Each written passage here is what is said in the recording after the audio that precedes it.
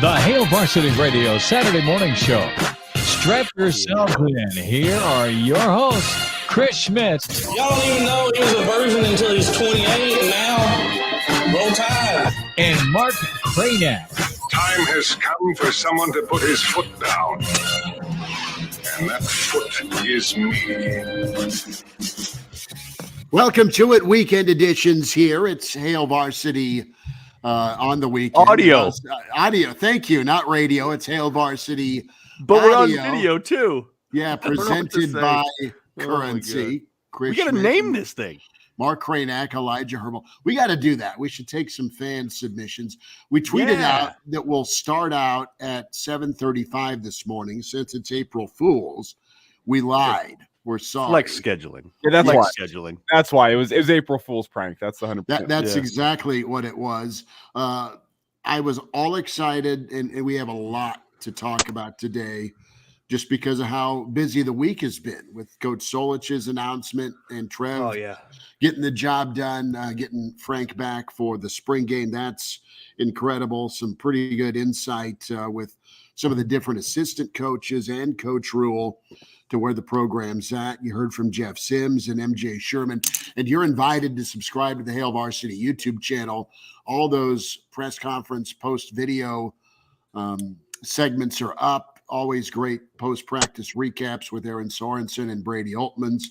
So listen, we start with April Fools. We end with just another good week as we build towards the crescendo, which is April 22nd. You're invited to comment and interact. Ways to do that here on Hail Varsity Weekend, the Hail Varsity YouTube channel, the Hail Varsity Radio Twitter handles at H Varsity Radio, and then KFOR Facebook and KFOR Twitter. Now, I was excited because Elijah got the heads up that there was a vintage whiskey sale going on. More of a rare and rare and vintage, right? Yeah, sure. But a rare and vintage whiskey sale in Lincoln this morning. What was this thing? 6 to 8 a.m. Doors opened at 7. The line began before that, though. Sure. So we're talking. What is it? I just sip whiskey from time to time. I'm more of a Templeton guy, and that's where I'm at. But Pappy, right, is a pretty famous whiskey. Yeah, they had some Blantons. They had a good little bit of everything, and just 100 bottles. 100 bottles, first come, first serve in the line. So the first 10 was raffled off for auction. The first 10 spots in line, then everything after that, first come, first serve. I was geared up. I had my alarm set, and then I slept right through it. Which that's okay. I didn't bring this up to add that part of the story to it. We could have just said you didn't end up getting your bottle. we don't need to know the why. Well, this is an intimate show here, right? We get right. That's right into the full details, so it's fine. It's fine. Hey, luckily, I wasn't the reason we were. Let's just say. I made it up I got up in time for this show this morning. So that's what really counts is I mean, it was supposed to be 7:30. Although we got flex scheduling now. We do. I showed up at like 7:55 last week, I think it was. So all right. And pretty much my evening consisted of thawing out because we were in Malcolm for baseball. 30 miles per hour. Baseball crap in March in Nebraska. Just come on. It was god awful. I mean, it looked like I was going to pull a Kraynak and get to a convenience store. I mean, I had full face mask on. Yeah. With gloves, hoodie, sweatshirt, sweats over the jeans. Yeah, try playing in that crap. I know. And the seams are hard and your fingers, it hurts your fingertips a little bit. That's awful. Pitching especially. So that's what we got to do. And 3 of our 6 games have been in Arctic weather. But kudos to Junior's team for persevering and They averaged more runs than the Nebraska football offense has in the Big Ten in the second game. So, bam. Yeah, it was pretty good. It was pretty good. Well, speaking of outscoring football teams here, did you guys see the stat from last night with the Iowa football team? Did you guys Why did everybody start tweeting that? I saw like references to that in multiple ways where it's, Caitlin Clark scored more tonight than Iowa did all year in any game. Caitlin Clark's total points in the postseason is more than Iowa's entire regular season. Like, everybody was breaking out the calculators to just drill Brian Ferentz. That's what it is. It isn't the Iowa offense. It isn't the kids. It's not the Iowa program. It's the world's hatred towards Big Brian. Yes. But how crazy is that stat? In postseason play, 235 points for Caitlin Clark, and in 12 games last year, the Iowa Hawkeyes scoring 230 points. That is actually insane stat. Did you guys? I'm not sure if you guys watched the women's Final Four last night, but Caitlin Clark again doing Caitlin Clark things. And one of the things I know this is a Husker show, and I don't want to spend too much time talking about Iowa. Yeah, this is getting a little dicey. Is it April Fool's? Like what? Yeah, we're gonna just talk about Iowa all day. We're talking to Iowa women's basketball on the Hail Varsity Radio show. What? Okay, no, you're fine. But she scored the last 30 seconds points for Iowa and took down an undefeated South Carolina team. I just had to give that its due because I did spend about an hour last night watching the second half of that game. And Caitlin Clark, I'm excited for her to graduate from Iowa so I can actually maybe root for her just a little bit. She is that good. Doesn't she come back next year? Or am I probably making that up? She's awesome. She's super talented, and she knows it. Let's dedicate the whole show to her. I don't think so. I would. In Iowa in general. No. Why not? Can't do it. Let's. Honestly, why not? Let's dedicate. Talked about Nebraska enough. Let's dedicate a portion of the show from Mark Kraynak right there. We talk about Nebraska enough. I love it. Credit gives where it is due.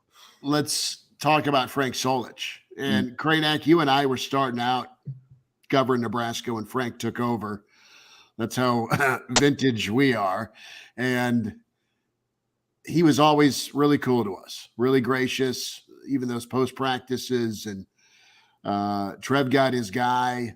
And it's just pretty awesome to see this come to fruition that he's accepted the request to come back and be honored, because Coach Solich isn't that dude that likes the spotlight. He's quiet and he's pretty direct.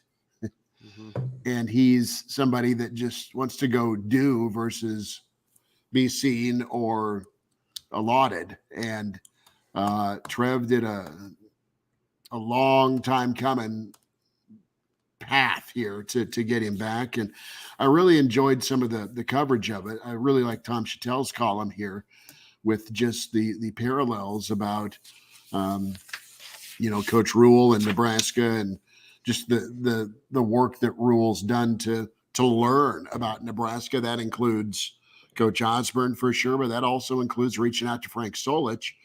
And, you have Frank Solich that has accepted that invite to be back. And that was big to Trev, man. There's a lot of things that Trev wants to do and needs to do. And on that list, one of the higher priorities was to get Frank back here, not as an apology, but more so as a, dude, you are one of the reasons this place has been great. So let us do you a solid and honor you for a spring football game.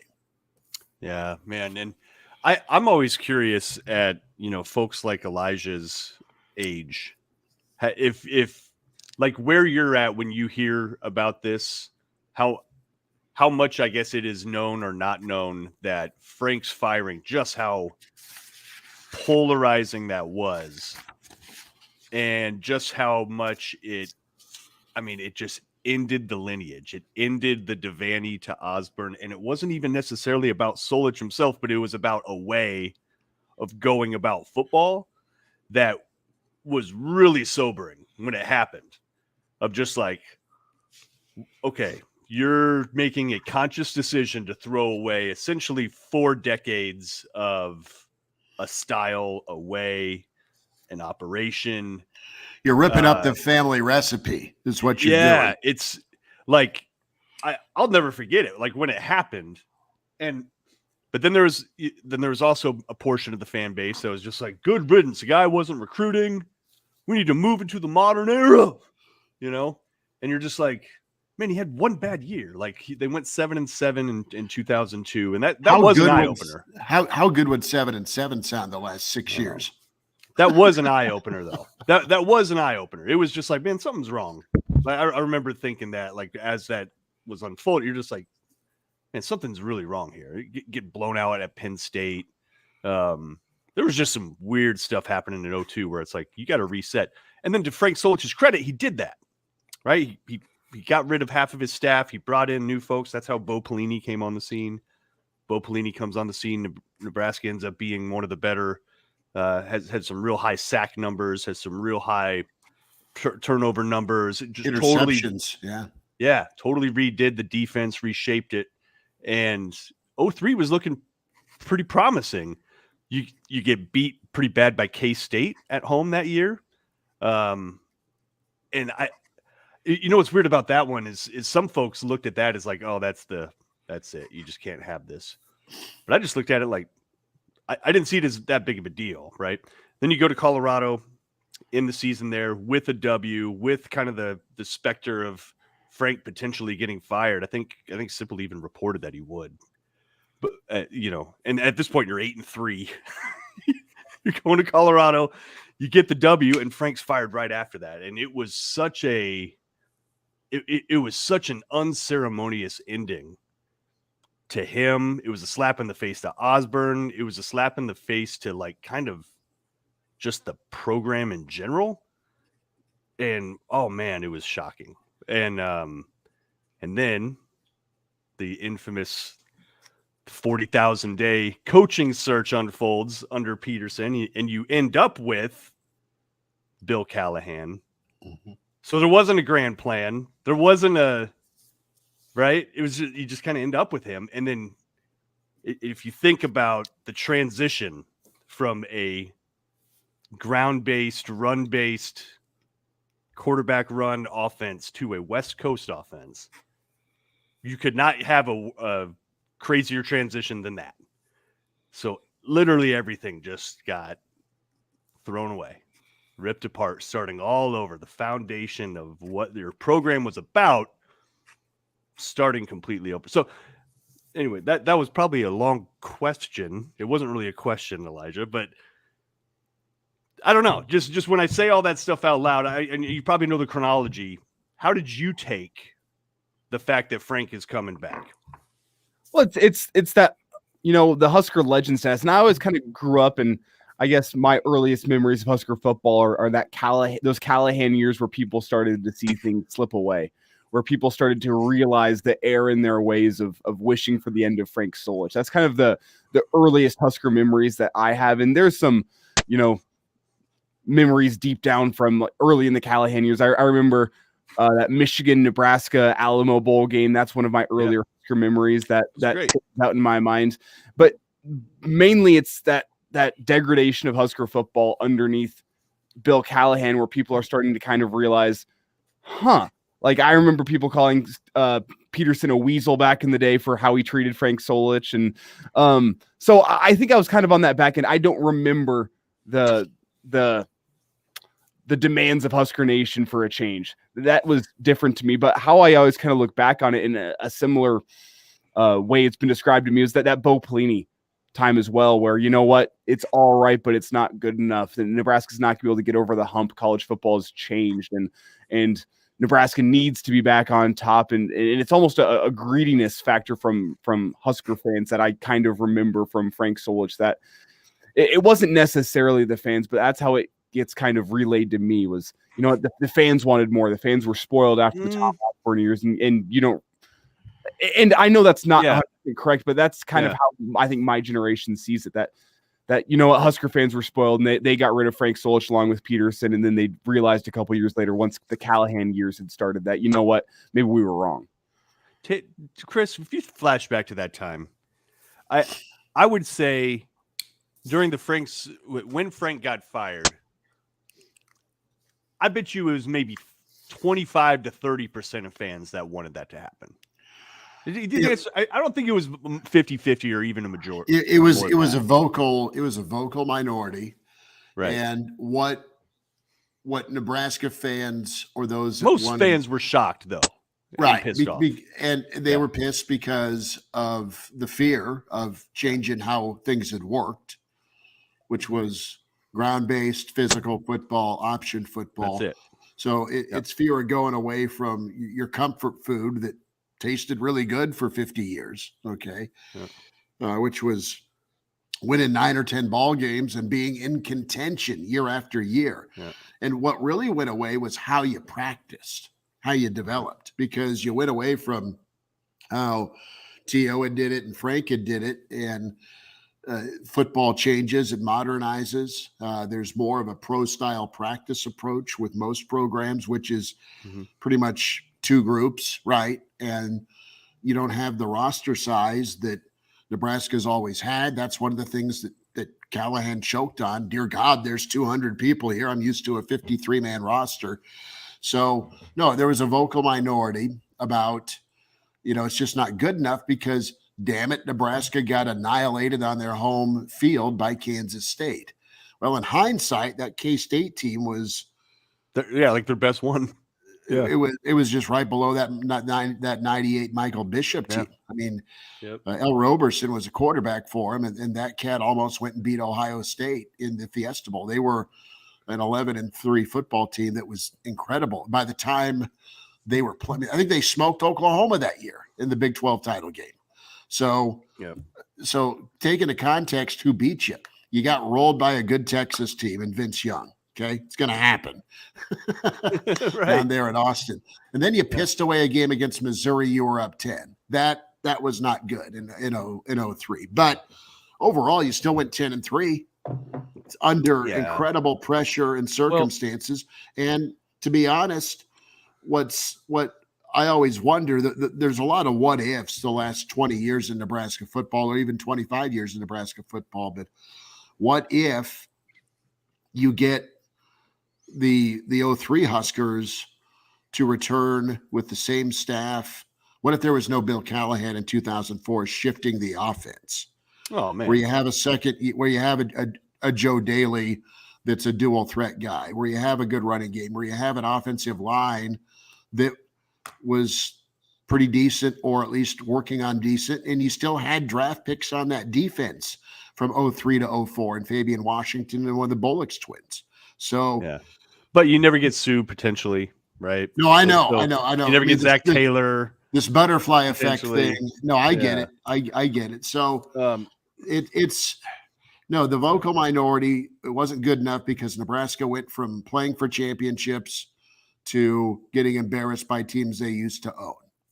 Yeah, i.e. the Missouris and the Kansas States. And Texas was always going to be a thorn. But Frank's the only guy to beat Texas. Frank's the last guy to win a conference championship, for the love of God. And I know he played for a title in 01, and that 01 Colorado game's there. But the 1999 team, we were just seniors in college covering those teams, that team in 99. That was an awesome football team. That was a team that was good enough to win a national championship, except for a tough fourth quarter in Austin. So that's kind of where I'm at when I look at this. And you went away from the secret recipe, or not so secret recipe, but what worked and how it worked and why it worked for Nebraska, with how you practiced. And that's how, and that's word from a lot of the assistants we talk with. Hey, what really screwed Nebraska up was going away with how you practiced. I think they're back towards that with Matt Rhule, with the emphasis on development. That's why you can be bullish. And this is why, in a roundabout way, it's a feel-good week, not only with the news of Frank, but also just the connection you have with Rhule, with Solich, with Osborne, with Alberts. They can win without the connection, but I think this is the first time in a long time you've seen it all truly unified. And I would just like to note here as we bring in Brandon Vogel in the weekend edition of Hail Varsity Radio that I think that Bo Pelini had these guys practicing the right way too, Schmidt. You mentioned that you haven't practiced the right way since Solich. I think we talked about this yesterday on the show from my experiences going down to practice. I think Pelini had those guys practicing the right way. I remember distinctly there was a goal line period that we were going and watching practice, and it was Michael Rose-Ivy. I can't remember who he was fighting at the time, but it ends up being a big old scrum in the end zone. And the reason it got broken up was some leaders of the team come in and start breaking guys up and saying, there's kids here. You guys can't do that right now. But that's the kind of way that Bo Pelini had those guys practicing. You know what? During the goal line drill, I can't remember who Nebraska was playing that week, but it was a big opponent. And these guys were fired up. They're ready to go. They're fighting their teammates during the season in practice in this goal line period. And it gets broken up because, the middle school football team is here watching. See that kid, that Elijah kid that's going to play offensive tackle in about 3 years? Yeah, we can't show him how to throw hands. But like that was their natural state is, you know what, if the kids weren't here, these guys were going to be scrapping. They were going to be battling. They were going to get into fights down the goal line period. And I don't think that's something, and obviously we haven't been down watching practice what goes down every single day, but you haven't heard any reports of stuff like that in the Frost years or the Riley years. But talked to guys from the pipeline earlier this week. That was standard during spring football of all times during the Osborne years. Joel Wilkes saying, you know what? I had a chip on my shoulder. I'm going to fight somebody at spring practice and keep my spot. That's a part of what made Nebraska so great back then. These guys are all ultra competitive. And you know what? They'll get in a fight at practice with their teammates, but at the end of the day, they still love each other. And that's, I think a little bit of what's gone away from Nebraska in recent years. It's practice, and it's more than that too, right? It's a lot of things. And Brandon Vogel is with us. Brandon, you remember, we're flashing back since Frank Solich is going to return for the first time. He's going to return on the spring game and be recognized. Got 20 years later. It's crazy to think about. But isn't that one of those moments when it happened, when Steve Peterson pulled the trigger, when he fired him?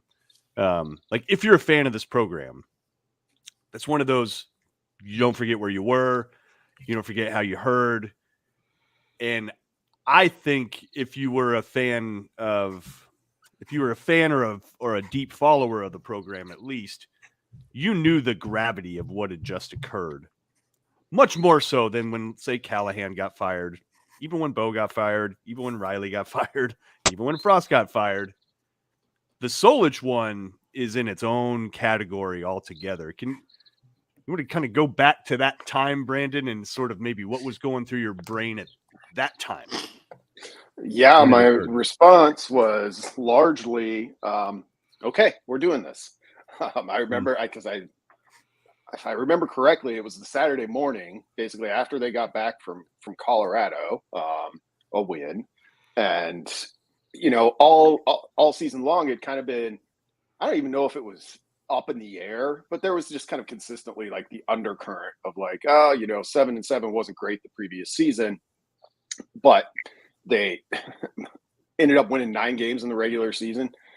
In 2003, they went crazy high in turnover margin, which, when I look back at that now, I'm kind of like, maybe it was a little 9-3 with an asterisk because of that, because you just can't count on that long enough. But it was also our introduction to Bo Pelini. And as I've, kind of revisited some of my thoughts about that time period, it's still insane to me that happens the day after Black Friday. Nebraska doesn't have a head coach until January 9th.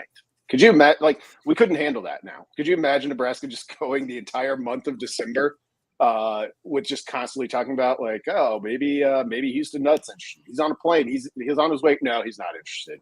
It was just wild. And that, that's kind of the moment where I could see, if I'm remembering correctly what I felt at the time, I could kind of see, there were some issues with the Solich era that needed to be addressed. But when that coaching search goes into January, you were like, okay, there was no kind of grand plan here. Like, if you're going to make that, you got to know who you got coming next. Don't you think, in hindsight, he was addressed? That's the thing that frustrated me the most about it is, after 2002, it was pretty clear you had to make some changes. And for folks that maybe don't know, at that time, he still had on his staff quite a few guys that were holdovers from Osborne that were just older and probably didn't totally fall in line with what Frank wanted to do, right? Because they were his colleague for like 10 plus years. I worked with a guy for 100 years. Now I got to work for a guy. Right. And Frank needed to put his mark on the program. And even that was controversial. The fact that he was letting some guys go and bringing in new folks, but it kind of had to happen. And you understood why he did it. And then in 2003, you get this injection of life defensively, especially with Bo Pelini, and that's when Barney came back. There's all kinds of sort of new energy that came into. I felt like at the time, like, oh, he's addressing this, but they only gave him a year to do it. Or when I say they, sorry, real quick, last thing.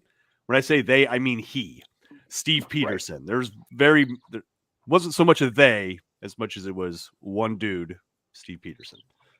Yeah, I mean, in retrospect, or even right, after the decision was made to move on from Frank, like it was basically like a token year, because I don't know what else you could have wanted to see from. Okay, we were 7-7 the year before. There's some cracks in the foundation.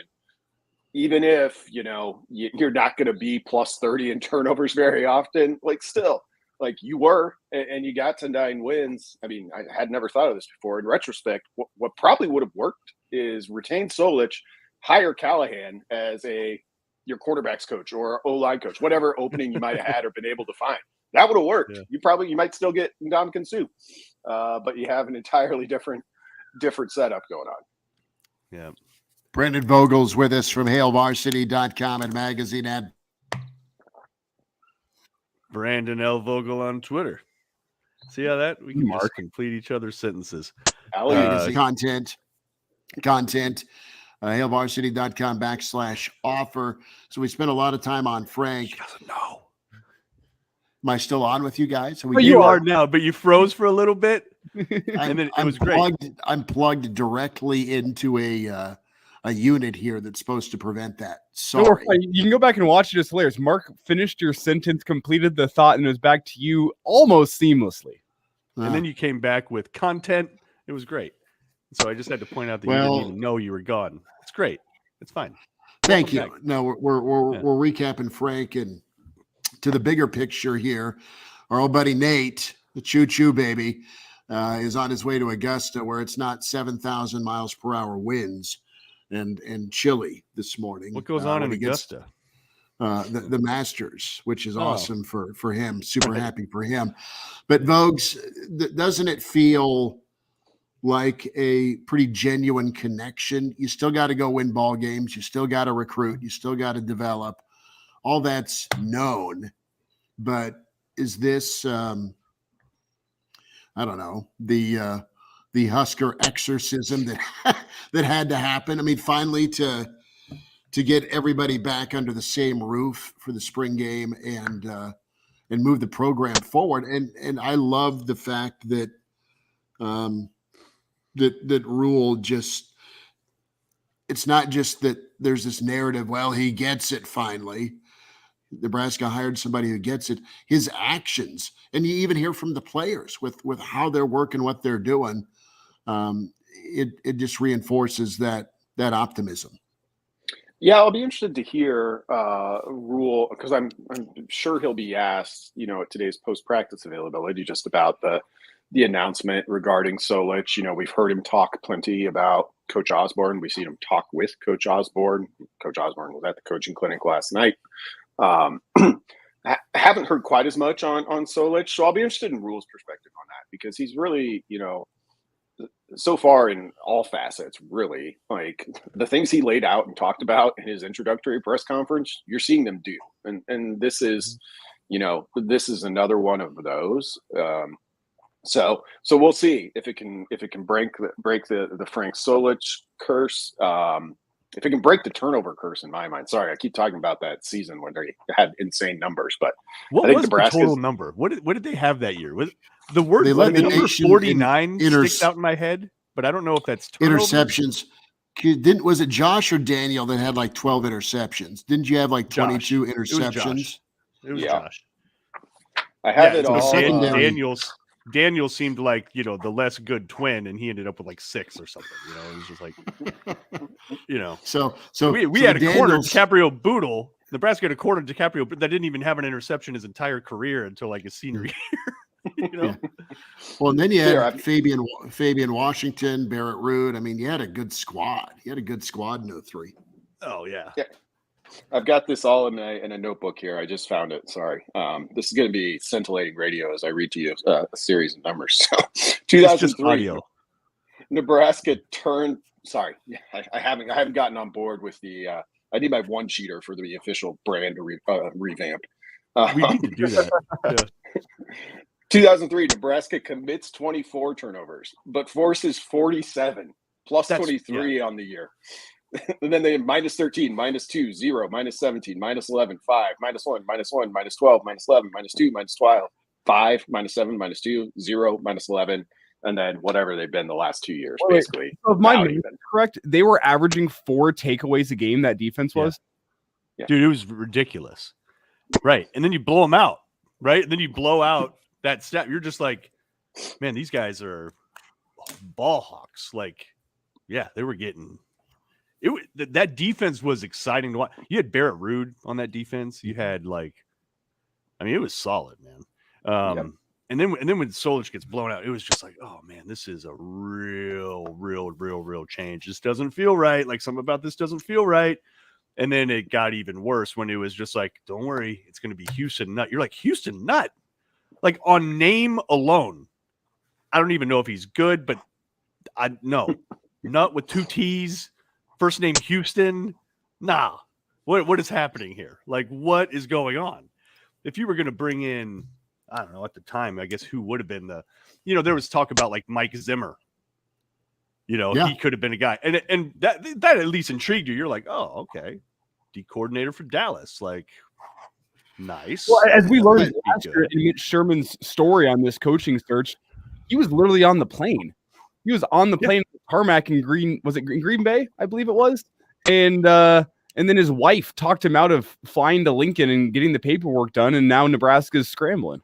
Yeah. Well, that's just it. And listen, you have this I know more than you mentality from administrative versus coaching. And it was folks in the university, it was the new AD that wanted to make their own fingerprints seen. And it was Bill Byrne. And listen, Bill did a lot of good things. I'm not just sitting here to hate on the guy, but once T.O. was stepping down, Bill wanted to make his own hire, and T.O.'s like, bro, I'm picking the coach. Think about that. I get to do that. Think about that. Right? I get to do that because that's how it's been done here. That's what Bob did for me. So that was even before from the get-go. That was before ADs were like CBP. But that was before ADs were like CEOs like they are now. But Byrne was kind of a CEO. Byrne was kind of like the first CEO. So So Byrne wanted to go get Dennis Franchione. Okay, that's who he liked. Yeah. I'm drawing a blank here. The old TCU coach, Gary Patterson. Gary Patterson was on the list as well, and then Urban Meyer was on the radar. He was on the radar. He was a wide receivers coach at the time for Notre Dame, but when Steve Peterson came into power because Bill wasn't going to get done what he wanted, and that's to hire the football coach, he took off. He left for A&M. And then Steve Peterson comes in and things are okay. He kind of faked it till he made it. And then here's his grand vision. We got to upgrade the recruiting and we got to go more NFL. We got to go more NFL. So that was his flavor. Houston Nutt was there because Houston Nutt was recruiting at a high level, or as history would show, inheriting extremely successful football programs. Houston was a good coach, but he never really lasted more than a 4 or 5 year stint at Arkansas or Ole Miss. It was always leveraging to get paid somewhere else. And you had a situation where, we got to go more pro. This option stuff isn't going to work. It's not going to bring in the recruits. And that's why, and Steve was a guy that was an on-site recruiter for years at Nebraska before he got into athletic administration. So he wanted to flex on these guys that he had been working for years.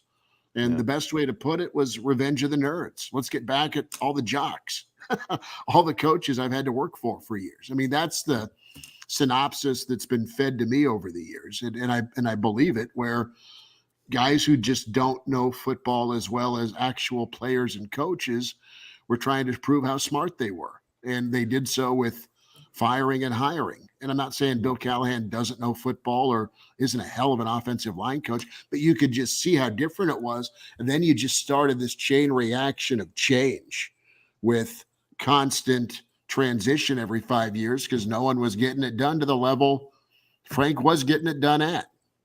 Yeah. We're kind of zero. Brings me to Wisconsin football in 2023. Now, right? I mean, doesn't it feel that way, Vogues? Doesn't it feel that way a little bit? They're not even recruiting in state that well. New AD makes the choice that basically Peterson made, 20 years ago. And you're like, okay, the Alvarez era was amazing. It has to, there's just not going to be a continual succession line. It has to end at some point, but deciding to end it, Nebraska fans been there, done that with that. So it'd be interesting. That one is really something to watch because that is a distinct parallel, right? Like as soon as that happened, and it's more, I think it's more cultural than anything else, right? Like we can talk about practice styles and that's definitely a factor, but it's more like, the way they practice was as a result of the culture that was built. And to just completely sever that, be careful, you're smart, right? And so watching that at Wisconsin now, at least in their case, they did get their top target, right? So that makes a little bit of a difference. And Fickle comes with, plenty of accolades, plenty of experience, plenty of success. So it's a little different. Whereas Callahan just kind of ended up here. Right? Callahan needed a gig. Callahan did lead a team to a Super Bowl, though. Let's not act like he was some Joe Schmo. You ask his players who led who to the Super Bowl, they will say we got to the Super Bowl despite Bill Callahan. Right. Yeah. So it's listen, Billy C takes a lot of hate still to this day, and he's not a bad coach, period. No, he's not a bad coach at all. I don't know that he's a head coach, but he's not a bad coach. He's an incredible offensive line coach. There's too many people I respect that played for him that swear by him. And that was even here. So that's changed my tune a little bit over the years. He's not been the worst hire. He's not been the worst hire here. My take on Bill Callahan is that he's a great football coach. And I will say that. I think he's a great football coach. Not a good football coach, a great football coach. Look at what he's done with offensive lines in the NFL. That dude's not a bad football coach. It was just a terrible fit for what Nebraska needed at the time. It was a guy that was thrown into a situation by an AD that was just not right for him. Bill Callahan was not the right fit for Nebraska. And whenever you're thrown into a place where you're not the right fit, you're stuck behind the 8 ball the entire tenure. And that's kind of how I see the Bill Callahan years is, no, the dude wasn't a bad football coach. He just doesn't know college football and wasn't put into a place where his coaching style is going to be able to succeed. Yeah. I mean, if 07 doesn't go south, it's a different conversation. That team was expected to be good. It had the players to be good. And, it was just one of those seasons where, things kind of fell in a certain order and you end up 5-7. But 5-6 going into your final game, if you win that, you go to a bowl game.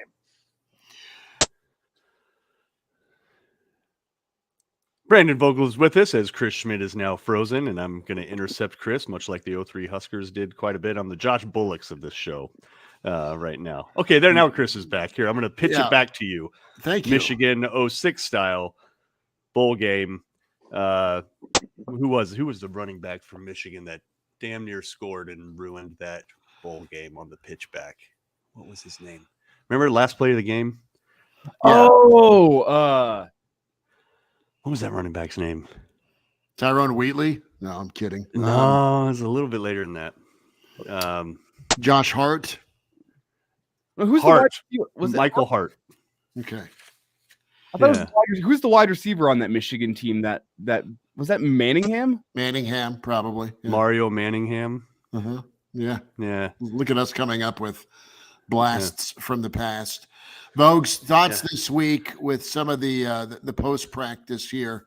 Takeaway on MJ Sherman and Jeff Sims specifically. A lot of excitement for the personality of MJ Sherman and, quite honestly, the ability with his versatility. And then Sims, because we had fun chatting quarterback race this week with as many signal callers that are in that room on top of what you have in Casey experience-wise.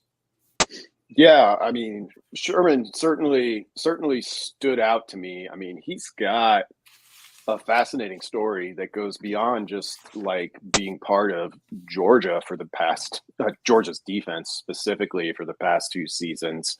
You know, I don't even remember what year it was from when he was in Georgia, but there's a podium interview with him on YouTube that I would encourage anybody to seek out and watch. Like his family's from Liberia. His father I think went to Harvard law school. And, you know, is currently still, or at least was at this time, a senator in Liberia. So just kind of super fascinating stuff that goes beyond, you know, this is the first time we got to talk to him. So a lot of that was centered on his transition to Nebraska. But, you know, I watched his interview and thought, you know, he's obviously a very accomplished, very talented player. Like if he ends up being one of Nebraska's best players, I think that's a very encouraging sign for the Huskers. And I think he has a chance to be that. You know, the Sims one, there's a lot more gray area there with that. But you know, you can't argue with the experience he had at Georgia Tech as a new transfer in. You know, it sets up to give Nebraska an opportunity to have 2 really experienced quarterbacks, much less, you know, Chubba Purdy's been in college football for a long time, hasn't had as much game experience, but like, it's like kind of the ultimate rarity. And we'll see. I do expect there'll be, you know, some movement up and down the roster in May, but Nebraska has a chance to have quarterback depth, the thing we all kind of declared dead, you know, once the transfer portal arrived. It has been a while. I think you'd have to go Adrian Martinez versus Tristan Gebbia in terms of sort of like the last legitimate quarterback battle that you had, but neither of those guys had a lick of experience. This is a really unique situation, Brandon. And you know what's interesting about Jeff Sims too, when you think about it, like a good comp for him is Casey Thompson. Right? Like somebody that started for about a full year. Sims started more than that, but somebody that played and started and had some success, but also you wouldn't say was, you know, one of the country's top quarterbacks. Neither of those guys have won at a high level, but both of them are also guys where you're like, God, they would probably start for 75% of college football teams. I think you could say that for both of them. They might not start at Bama, might not start at Georgia, but right, like Nebraska's got 2 of those guys right now, right? And what is that going to do to competition and snaps and like elevating your play and all that stuff? That's because I don't feel like Jeff Sims was not pushed at Georgia Tech, right? No, they didn't have anybody on the roster like him. No, he was our like big splash signing, I think, in that second Jeff Collins class. You know, highly touted guy and very similar to Thompson. You know, ESPN's QBR, you know, spits out like 50 or it's a 0-100 scale. That's supposed to correspond to like, here's what your team's winning percentage would be with just average play everywhere else. Like Casey Thompson, their QBRs were both in like the 50 to 60 range. So, you know, average essentially, or pretty close to it, slightly above average, but it was always better than what their team records ended up being in those seasons. So a lot of similarities there. And you know, the biggest thing for me with Sims is like, he could have gone somewhere where he would just walk in and be the starter, and he didn't. So what's that mean?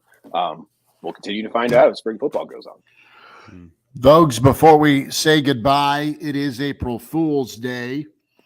Greatest Husker trick play. Is it the fumble-rooski, the bouncer-rooski, or the bummer-rooski?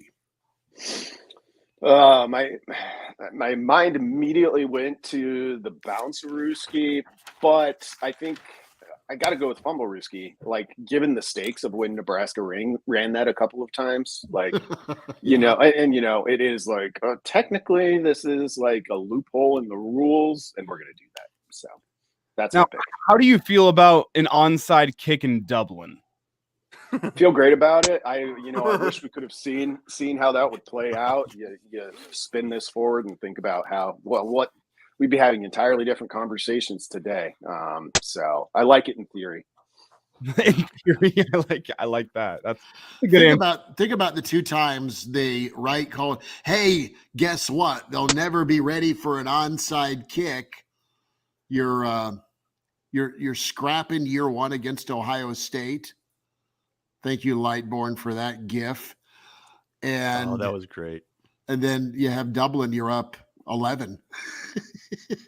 Yeah, you're up 11. That's when I decided. You're up 11. There's free beer in Dublin, Kraynak. Yeah, that's when I decided to just punish my liver. Just like that's.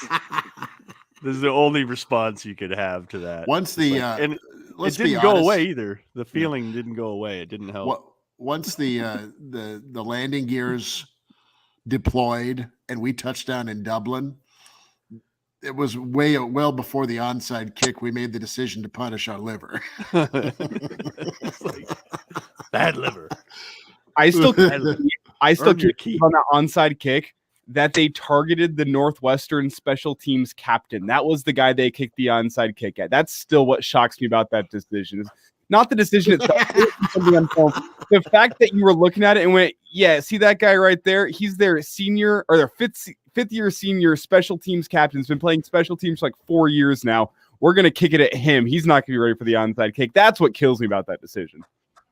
Not to bring my brain melted at that moment. Like, Wi-Fi in the stadium wasn't really working, so I was just there, kind of like alone with my thoughts, which was a bad spot to be for me. And Nebraska turned out. Take us into your brain at that moment. What I turned to the left and looked at Vogues, and he had this blank stare. Vogues had this blank 6,000-yard stare. We're outdoors. We're in the media section. It's almost like the desks you took your ACT or SAT on with the left or the right armrest, where you were kind of scrunched in with non-working computers, or at least half-time working computers. And I look over at Vogues, and the wind's blowing in his face, and he just has this stare right after the onside kick. I wanted to see Bernard Thomas on the elevator. With Peterson to bring it back to 03. Yeah, Bernard. You got a question, Bernard? This press conference isn't for you.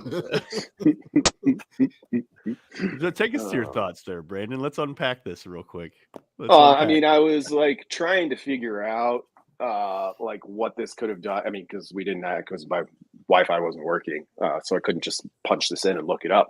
Like, what could this have possibly done to Nebraska's win probability? And I'm like trying to think through. Is there any way? Well, if you recover it, obviously, but you have to like go into how often are you going to recover it? And it was like a slot machine as things were like spinning in my head, and I was just like, no, you can't do this. Like, it doesn't make sense. The risk reward proposition here is all the way off. Is kind of where I finally landed. Yeah, geez. Yeah, it was like a 20-point swing either way, probably, right? 20 percentage point swing on win probability. Like, hey man, just play it safe here. Like, what are you doing? Well, and here we are, Matt Rhule. Rhule we trust. What's happening with Hail Varsity this weekend and into next week? Yeah, so spring football really kind of takes center stage for these next couple of weeks in the lead up to the spring game. Working on our April issue, which will come out in a couple of weeks. Brady Altman's kind of taking the lead on the feature story there with a pretty interesting look. I think people will be interested in what some of the stuff he's found out and talked to people about with NIL, which feels like still kind of a boogeyman in a closet for some people, but we don't actually know much about how it really works. So we're trying to get some answers to that. So look for that in the April issue. Yeah. Awesome. Vogues, enjoy your weekend, bud. Thanks for jumping on and talking ball, man. You too, guys. Thanks. Thanks, Brandon. All right, good stuff. Yeah. That is Brandon Vogel, managing editor, HailVarsity.com and magazine, HailVarsity.com/offer. Gary was in the green room here. I'm texting with him, trying to figure out what we're going to do. It doesn't seem as if he has a connected camera that is working today. So we're efforting. Oh, we got to send over our tech. And to be honest, I have had way too many moments of disappearance or somebody sounds like they're getting electrocuted when they're talking. So I don't know if it's from the home base, Elijah, if you need to go give some of the hamsters in the back room cocaine to keep the power going or what. But it's awful. It's been an awful connection this morning. Well, everything sounds great on my end. So yeah, same. Everything's great. Maybe look inward, Schmitty. So it's my house. Maybe it's my house. What can you do? What can you do? I couldn't even translate that. I need CP30 to translate that. I can't even understand what you're saying. I'm going to log back in. I'll be back in 2 seconds, fellas. Yeah, it'll be good to see you. Hey, Dan, talking. I thought we were going to continue talking Frank Solich here, unless you have a different thought. Well, Danny sent a note on the stream here. Didn't we lose to Iowa State and took the ball 7 times long time ago? Wasn't that 2007? So possibly. So there's a couple Iowa State anomalies. There was the one in 2009 when Nebraska gave it up. I think it was 7 or 8 times and lost 10-9. You remember that? Like the most bizarre thing ever, where Niles Paul is on a clear breakaway, running to the end zone for an easy touchdown, nobody near him, and the ball just slips out at like the 10. Do you remember that? Yeah. I've never seen anything like it ever in sport. Like imagine all the football games you've watched. Never, ever seen a receiver just running clear as day, nobody near him, and the ball just drops. And then Iowa State recovers it. And they end up winning 10-9. And like they couldn't even believe it at the end of the game. They're like, how did we just...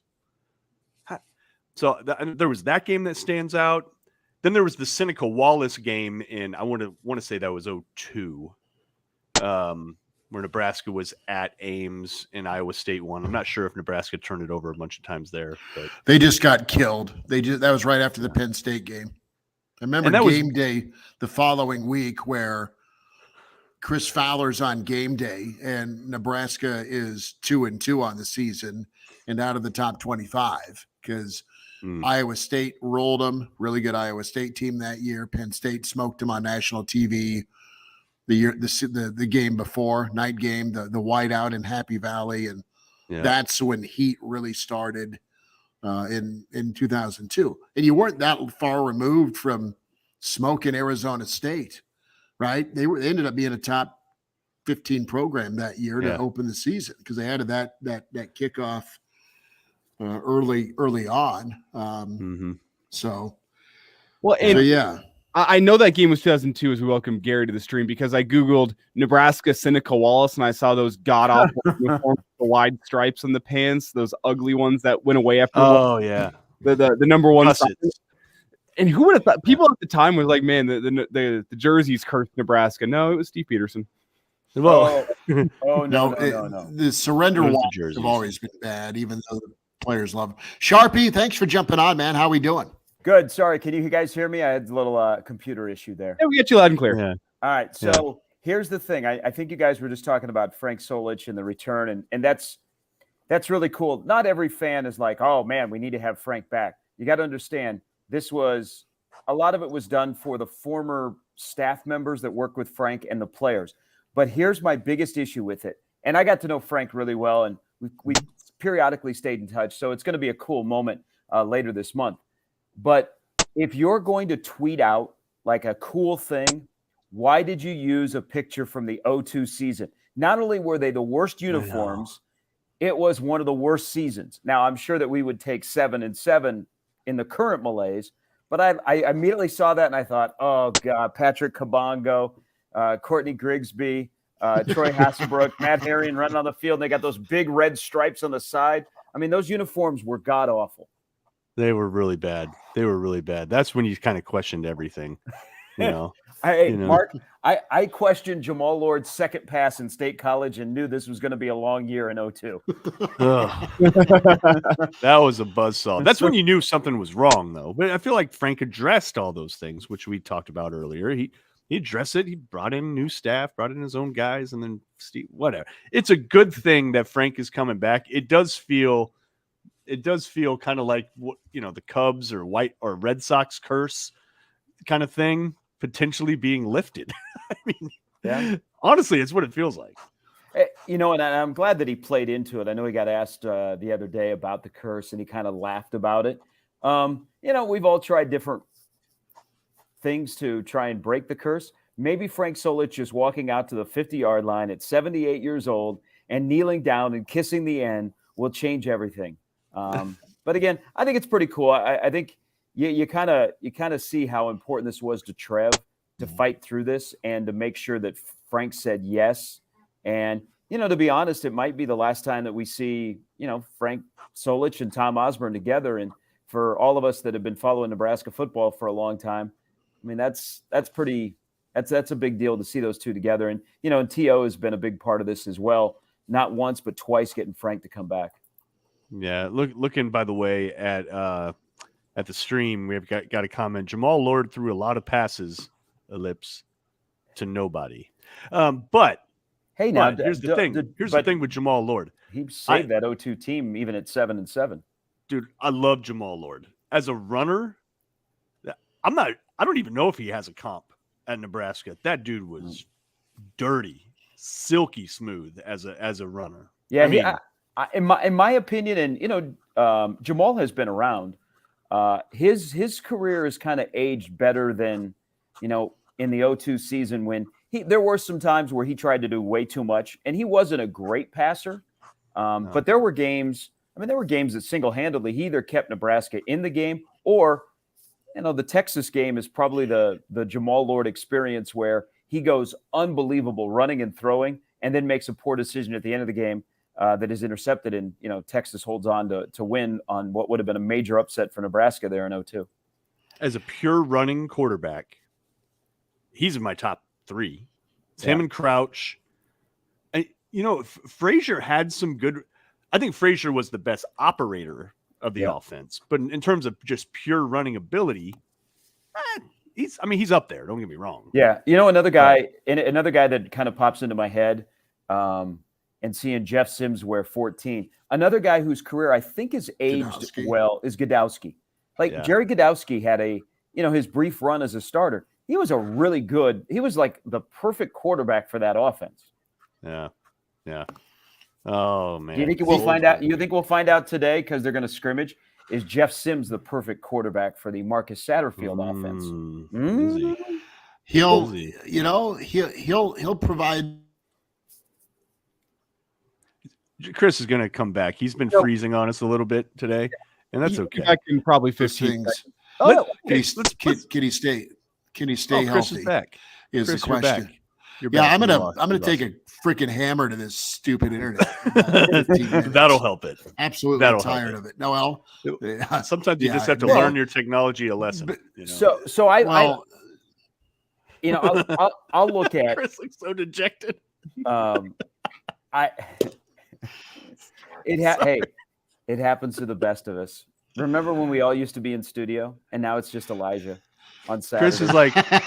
Chris is like, I'm the damn sportscaster of the year. We have another damn that's always my thought bubble. That's always my thought. I'm gonna wear a t-shirt just so I remind myself of the sportscaster of the year. We got another sportscaster of the year on this show, and and this equipment just cannot keep up. A little behind the scenes. Jeff Sims, for people that and there were 175 former players that were at practice last Saturday. There's some guys I talked to that came away impressed by Sims, that he might throw it a little bit better than he did at Georgia Tech, and that they like the offense. And we've seen like this week, we saw Harburg running the orbit option, which, God, wouldn't that be great if that was still a part of Nebraska's offense? Or, Torres looks like he can throw it with a big boy arm, but, I kind of want to start to hear more about Jeff Sims throwing the football. And I wonder if we'll get that today on how lengthy they go with a scrimmage, with this being their coach's clinic and wanting to show off to the coaches what practice is all about. Gary, this is really fast. A question we had for Brady yesterday. If you wanted to watch a scrimmage, you didn't have access to get in at practice, where in downtown Lincoln would you go and set up binoculars to go watch practice? Are there any good spots that you know of that you've tried and true methods to watch the Hawks Center? Until they added to the East Stadium, you could go to Old Father Hall. You could go way up towards the top and you could see right into the stadium. I think you'd have to go. I mean, look at when you guys live in Lincoln, you're the city of high rises. When they build one of those, man, I'm getting up on the penthouse and have binoculars. I can watch everything that's going on in the stadium. We go 5 on it. Yeah. I think make that happen. I think here's what, as we've seen, like, Rhule is very transparent, and if you ask him a good question, he'll answer it in kind. I bet the next time there's media availability, with him on Tuesday, he'll be pretty open about what he saw in their scrimmage. But I also think it's kind of interesting to hear offensive and defensive guys talk about the spring. I think the defense, which is still learning what they're going to do and where guys are going to be, the defensive coaches are very cautious to single out players for the good. The offensive coaches are like, hey, this guy is Gabe Ervin, Jeff Sims, Gabe Ervin. It's really like on the defensive side, it's been very few guys that have been singled out. And I wonder if that has to do with the offense has been easier to install compared to this brand new defense, where even defensive coaches, I think, are still trying to get a grasp of exactly their personnel and where they're going to fit them into this defense. I want to ask so many questions, Gary. That's why we have you on. And we'll talk about come back to the quarterbacks in a bit. But you just brought up Gabe Ervin. Okay, here, help me out here. It's not like I dislike him as a running back. That's not the case. And ever since he's showed up, the coaches love the dude. Obviously, right? Like both staffs, like all 3 staffs, if you think about it. Frost original, Frost redo, and then now Rhule's staff. They all love him. They love them some Gabe Ervin. But unlike AJ Allen, you see AJ Allen come in and the dude just flashes, and like his talent, his ability, unmistakable. You're like, that's a dude. Am I missing something? Like, I haven't seen that with Ervin. I've seen a good back. He's good. But like, to me, AJ Allen is a couple steps up the rung on the ladder. What do you see with Gabe? I agree with you on AJ Allen. I think he's got a very bright future. I think Gabe Ervin should just lock himself into a single-digit number. I think he's going to be one of the first guys to get a single-digit number.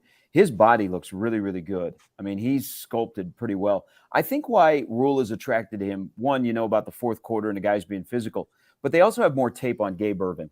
So they see Gabe Ervin and they see, before he got hurt at Oklahoma, and even a couple of times last year where they go, whoa, there's something there. I think they're doing the same thing with Rahmir, where they get in and they start looking at tape, and especially the Iowa game, which they spent a lot of time watching that Iowa game last year for the culture part and just the simple personnel part, is they're like, Rahmir Johnson is getting a lot of, Rahmir carried, was it 12 times in that game? And he looked pretty good. And they're like, okay, why is he not playing? Why are these guys not playing more? Let's find out the why, because we like them on our initial look. And I think that's why they were attracted to both of them. But I think they like Gabe Ervin's style. And when you hear him say, well, there's some moves and there's a jump cut that looks like a Christian McCaffrey type move, you can tell that they're all in on him. But I think Gabe Ervin should just plan now to, get rid of his 22. He's going to be one of the guys that is wearing a single-digit number. And, he's come a long way, because that was a major knee injury in that game against Oklahoma. Mm-hmm. And then there's, Gary Sharp is with us here. Wow, I thought we were friends. You and I have been friends for over 20 years, and you just GD'd me. Yeah, well, actually, the direct quote was, Gary Sharp is God. That's what we heard. I didn't go through with it. I did not go through with it. It dropped out. It edited fine, I promise. I mean, it's cool to like be nice to your guests, but to anoint them as, And Kraynak sounds like he's in the electric chair right now. So I'm going to just Wow. freaking back with the dogs. I don't even know where I was going to go. Oh, Ramir Johnson. What's your theory, Gary? Why do you think he wasn't playing? Because it became a personal tug of war between the OC and the head coach, and the running back coach was in the middle. I got no other reason, and that's my read on this situation with what happened to Ramir last year. Yeah, Nebraska, interesting situation at running back. I mean, you have 4 bona fide Division I caliber starters to choose from. Like that's pretty cool. You really do. You have Gabe Ervin, Ramir Johnson, Anthony Grant, AJ Allen. Like that's a pretty good room. Pretty good room. And then at quarterback, we had the question asked in the stream. It's an easy one, Gary. You can take this one. This is why we pay you so much to come on. Any new thoughts on who the starting quarterback will be? Gary, go. New thoughts, not old ones.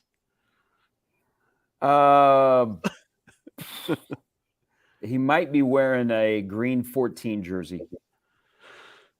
You're thinking Sims. Well, here Jeff Sims has a leg up because it's wild to say that the new staff is more familiar with Jeff Sims than they are Casey Thompson. Now, I don't buy into the somewhat feeling that Casey Thompson is just going to transfer. You know what? He's never struck me as that guy. I think the only reason that he would depart is he didn't feel like it was a fair competition. And I don't think the staff would do that. Let's be honest. Nebraska needs Jeff Sims and Casey Thompson to be on this roster in the fall. For competition, also, neither one has been able to make it through a full year. I would say right now it's Jeff Sims, but I want to see over the next couple of weeks, like when they start to scrimmage and they start to get after it a little bit, how does Jeff Sims throw the football? Because I have no problem. I don't think he'll have any problem running the football. But I think I shelve the quarterback competition until they get to the fall. And then they let it rip for about 3 weeks to see a healthy Casey Thompson and Jeff Sims, who has command of the offense, who doesn't turn the ball over. And then I think another important thing, guys, we never talk about quarterbacks this way.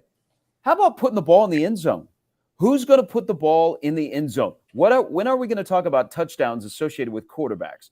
So I think all of those things will happen in the fall. But I think right now, they got to move forward with, we got to have a guy, and the guy at the front of the line right now is Jeff Sims. So that's what I want to hear. I want to hear something out of a scrimmage today about Jeff Sims. Hey, Jeff Sims commanded the offense, the way he threw wide receivers open, the way he threw the ball. He didn't try and force stuff. He was consistent. If I'm starting to hear those things, then I'm starting to feel okay about Jeff Sims, that maybe, Satterfield is a quarterback whisperer, and they've worked with him to get him above where he was at Georgia Tech throwing the ball.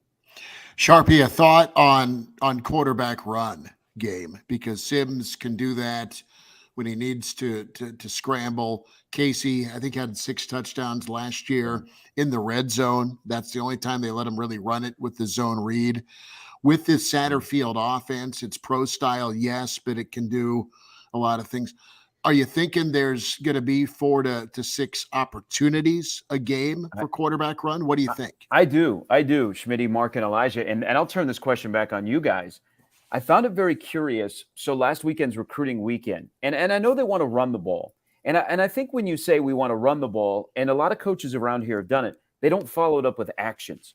I think we're seeing that this staff is going to follow it up with actions, because I found it curious, and I'm very interested in your three's thoughts. There were a couple of recruits, whether they be a running back or an offensive lineman, that were on campus last weekend, that they were saying this staff preaches that they're going to run the ball and run the ball heavy. Do you guys believe that, hearing it from a 17, 18-year-old kid that just got done with a visit? Listen, Gatlin Bear, the kid out of Idaho, he's the Idaho Player of the Year, LDS. He's going to, wherever he commits, he's going to do his mission for 2 years and then come back. He said, now he's a receiver. Yeah. Right. And he said that really caught my attention more than a running back or an offensive lineman, because it was if you're recruiting a receiver and you're just openly admitting to them that you're going to run the ball a lot, and then we're going to look for those deep shots off of play action, that's where you come in. That tells me yes. I mean, because normally receivers, at least what I've seen the last probably 15 some years, like, oh yeah, they want to throw the ball around the yard, so of course I want to come here. Gatlin Bear was like, no, they want to run the ball. Yeah. That you're telling a receiver that, there's probably something behind it. Now, can they? Listen, I want to dunk. Like, I want to dunk a basketball really bad, but I'm 5'8" and I can't. Right? So that's just not happening. Well, here I think, and I know Elijah wants to jump in here. I'm looking at some of the offensive linemen that have been here for a while. They don't look like Coke machines. So in the short amount of time in winter conditioning, they look a little bit leaner. So they're going to get out a little bit on the edges. But I also think this is their whole thing. They want to draw safeties down in the box. And so if they're able to run the ball, what does that do to a guy that is a 59% passer? Wow. All of a sudden, you're playing the numbers game. If you can just play a little pitch and catch because you've run the ball and the safeties have come down to the box, man, you might be cooking with some peanut oil, Elijah. Well, Gary, I was going to get your take on the offensive line. You know me. I love talking offensive line. There was rumors out there earlier this week. I'm going to take that as a compliment. Rumors out there earlier this week. Elijah's also a lean offensive lineman. He's not a Coke machine. Should see me back in high school. Anyway, I digress. Rumors out earlier this week about Ben Scott and his health situation. Not sure if you've heard anything there, but whenever you look at that offensive line as a whole, it's a broader question. The health is going to be huge. It's not a deep offensive line when you look at the scholarship numbers, and the Big Ten is a place where it's rare to have 5 starting offensive linemen that are going to start every single game in the same position week in, week out because of that injury status. So I want to get your take on how important it's going to be to keep that offensive line healthy and what Nebraska has as backup offensive linemen, because you know those guys are going to be called into action at some point this year. Well, I think you're hearing about guys that are maybe have been buried on the depth chart at Nebraska. Like an Ezra Miller got brought up the other day, and I was like, whoa, I didn't realize that he was still on the roster.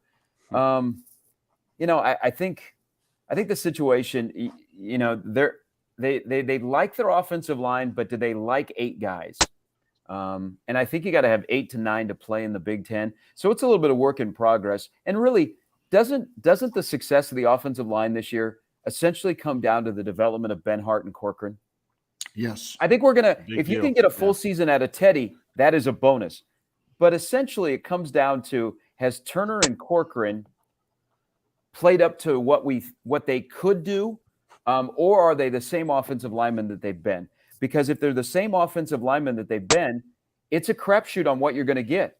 Now, Benhart played a little bit better towards the tail end of the year, but I think they need consistency out of those 2 guys, whether they're playing tackle opposite Prohaska or they're playing a guard position, for Nebraska to have the kind of success they need on the offensive line so they can run the football like we were just talking about. Let me ask you this about Turner. I mean, we're talking borderline for sure a high 4-star, almost 5-star. I mean, think he was top 50, top 50 in the nation. Isn't he one of the top players in terms of rankings all time recruited at Nebraska? Yeah, he's like top 5, and I'm talking Bama, Ohio State, Iowa, Wisconsin. I mean, name the offensive line schools that put guys in the pros. And Nebraska got him. Has he been out of position, either at left or right tackle, or is he best at a guard? I mean, and to be fair to him, he's missed 2 springs. Okay, he had COVID spring, and then he was injured last spring. And then they flip him from tackle to guard last year. And then he went from guard to tackle last year when Teddy got hurt. So I don't know that we've had a chance to see Turner settle in and just get 6 months of development at one spot without having to jump to 3 different positions. Yeah. Where's his best fit? Well, I would say guard. Yeah, left guard. But here's the thing. He may be one of those guys among many on this roster that benefit by their bodies were mismanaged for a while here on what they wanted to look like. And so the bend wasn't great. I mean, there's some offensive linemen that guys, they can't bend. I mean, that's like number 1 of an offensive lineman. So he may benefit from somebody looking at him and going, hey, your body needs to look like this. And then that improves his game and improves his confidence. But you're right, having a full spring. And then I also think there's another part of the offensive line room, guys, and offensive linemen have kind of alluded to this a little bit, is they are some of the best chemistries in that offensive line room. I don't care where you're at playing football. But if you can sense that the head coach doesn't have the back of the offensive line coach, don't you think that brings into questions about what the plan is? Yeah. Oh yeah. So yeah, it's tough to judge those guys. There's a from last huge year. thing here. If you've been to practice, watch Matt Rhule. Matt Rhule spends, as we knew he would, a lot of time with Donovan Raiola. They talk a lot during practice about philosophy, about personnel, about the way they want to attack people. And so I think that in sync between the O-line coach and the head coach will carry over to the players. And so everything that comes out of the top, they believe is going to be implemented in the offensive line room. It's the great experiment with offensive line room this year, because Donovan Raiola comes back and it was mixed feelings when he came back, but then other people are like, no. Even former players are telling me he's a good offensive line coach. He just needs somebody to support him. Well, if you have that support, what does that do for that entire room? But the bottom line through this discussion is those five, whoever they play, have got to be consistently good. They can't have 3 are good this week, 2 are bad, or vice versa, because it's a long season and they're going to put so much on that offensive line to make this offense go. Yeah, listen, head coach, offensive coordinator, offensive line coach have to be on the same page, and that's period. Yeah. There's no and Frost and Austin were not on the same page. Oh, Frost, God, no. Whipple, and Raiola were not on the same page. And the offensive line is where rubber meets the road. So those dudes were just caught up in it. They're like, what? I don't know. What do y'all want us to do? Get your poop in a group. Well, I'd argue. What do you want from us? Not only was the offensive line caught up in that, they were also, in addition to that, in terms of talent, the weakest position on the offense last year. So it's a position that's already going to be not in talent. No, I would argue based on what we saw last season. And part of this is obviously the fact of the situation they're caught up in, but that was not the most talented offensive line we've had in Nebraska at a long time. I think it's what they were, guys. I think it was what they were asked to do. I think it was what they were asked to do last year by the OC because of what he wanted to do. I think if you ask those offensive linemen, they'd prefer to run the football. Not that because their pass pro was very, very shaky at times. That's a nice word. Yeah. Among the worst in the country. I think Whipple lost complete confidence in the offensive line. And so all of a sudden his play calling goes out the window. Anthony Grant's confidence goes out the window. And you saw how that offense really sputtered at the end of the season because they had no faith in the offensive line. And I think it was a big step for Matt Rhule to say, I have faith in the offensive line. I have faith in your position coach. Mm-hmm. Okay. And this is what we're going to do. And then, guys, it's been a long time since Nebraska's had a head coach that has an offensive line background. Yes. Yeah, it has been a little bit. Since one other. And to his credit, Bill Callahan is one of the best offensive line coaches in all of football. I don't care what level. Yeah, he brought in some dudes too, Slauson and Nix, and he had some guys. Something, and by the way, the most telling quote of that of what we're talking about is Frost when he said, we can cooperate a little bit better as he's talking about his offensive staff. That tells you all you need to know. They weren't on the same page, and the offensive line is sort of a victim of that.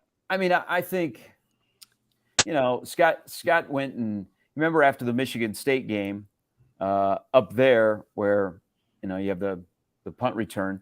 The next Monday, Frost takes over the offensive line coaching and basically pushes Greg Austin out. And I don't want to rehash, but it was just weird how Greg Austin, when he got here, every assistant said, man, you watch, that guy's a budding star.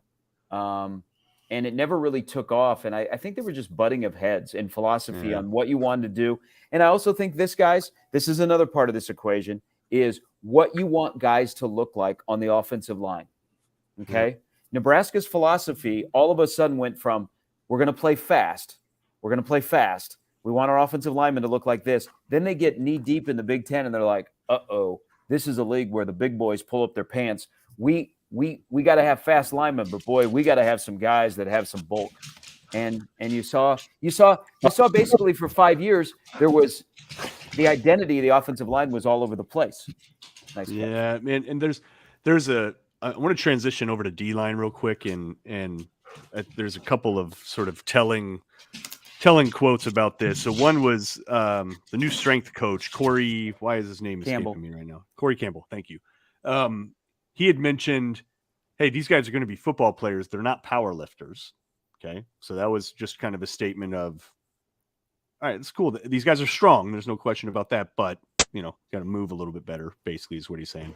And then Terrence Knighton, in his media availability this week, when asked about the defensive linemen, he brings up Ruquan Buckley. He brings up Stephon Wynn and Nash Hutmacher and says, hey, these are big, strong guys, really strong guys, but they need to move now. They need to know how to move. So I think to your point, Gary, it's kind of a philosophy thing that goes into how you design strength and conditioning, what kind of body, what you're emphasizing. And it's pretty clear it was strength above all else in the trenches. And move. You mentioned the offensive line. They didn't bend very well. They didn't move very well. They struggled in pass pro, which is a movement thing, right? Yep. They couldn't slide step quick enough. They couldn't, right? And then defensively, same deal. That's what Terrence Knighton's pointing out right now. Like, hey, I got these dudes are strong, but they kind of can just tip over, Well, that's they don't move very well. You know who you're talking about, Mark, is Hutmacher. Mm-hmm. I mean, Hutmacher could lift the studio that Elijah's sitting in. He could bench. He could do that before he even got to Nebraska. Yeah. So all of a sudden you've got, okay, let's just put a guy in the middle on the nose, and he's just a bulk guy, and he'll just clog up things. And I think Terrence Knighton looked at him and said, yeah, he's strong as an ox, but man, if we can have him cover more than one gap, man, look what that does to that defense. So you tell that to a strength and conditioning coach, and what they're doing is they are designing programs for position groups, but yes, they're also designing programs for individuals. So Hutmacher, who is one of the strongest guys on the team, also has a part of his workout plan that is specific to him so that he can loosen up a little bit, that he can move side to side like you were alluding to. And I think that's an insight. You watch, Terrence Knighton is going to be a star. I love E.J. Barthel. I love Evan Cooper. I think those are two guys that their stock is going to rise. You watch Terrence Knighton. When he gets his dudes in here, or whatever he's able to do with, some guys that are a big ifs, and he doesn't have a lot of bodies, Terrence Knighton's going to be one of those next, here's a hot shot offensive or an assistant coach. I like everything he's said and he's done since he's gotten here. But he's got a challenge on that defensive line. But if he's going to get a Hutmacher or a Buckley who is in the same way, because Buckley is strong. Mm-hmm. Can they move left to right instead of just a stalemate or push forward a little bit? And you mentioned the fact that to earn the respect of a position group is really important as a new coach coming in. I mean, all you need to tell those guys as Terrence Knighton is, guys, I sacked Tom Brady in an AFC championship game. You want me to get you to the NFL? I can get you there. In terms of instantly being able to earn respect, he's that guy on this coaching. Plus, it's a good story. You got a guy that's nicknamed Pot Roast coaching a guy that's nicknamed Polar Bear. And that's the combo we all want to see on Saturdays.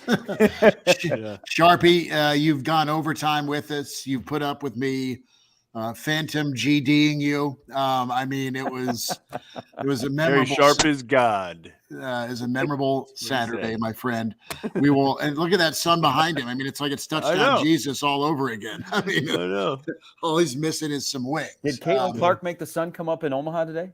Probably. See, look at that. We're bookending our show with Iowa basketball talk. We started with Iowa basketball. That's how we do it. Ending it with Iowa. Because you guys know, you guys, of course, discussed that she in the postseason has outscored the entire Iowa football season. Oh, yeah. And we didn't even take into account defensive scores for the Iowa football team. Did you know that that's the 6th time that she individually has outscored Iowa football, their highest total? That's hilarious. Yes. She's that good as well. Sharpie, enjoy your weekend, bud. We'll get connected again, and thanks for talking some ball today, man. Hey, thanks, guys. Always appreciate it. Have a great week. You too, bud. Appreciate him. Thank Gary you, Sharp sir. with us.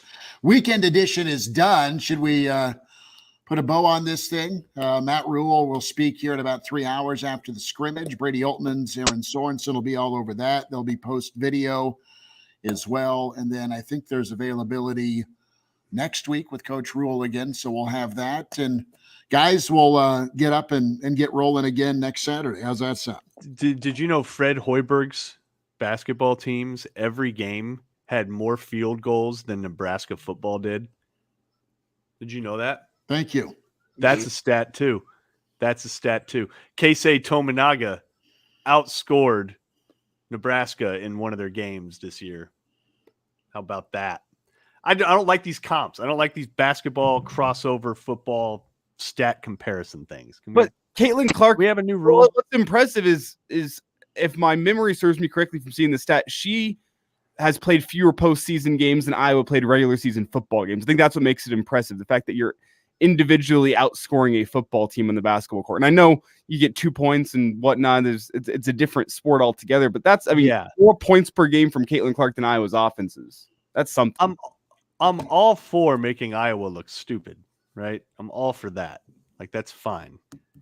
But just end the show there. End the show there. You know. Talk to you next Saturday. Back at you Monday with Hail Varsity. Subscribe, Spotify, iTunes, Google Play. Show podcast downloads available each segment. If you want to do that, you want the whole thing, it's all good there with the whole show and video-wise, Hail Varsity YouTube. Guys, have a good one. Thanks for the time. Godspeed. See you, Schmitty.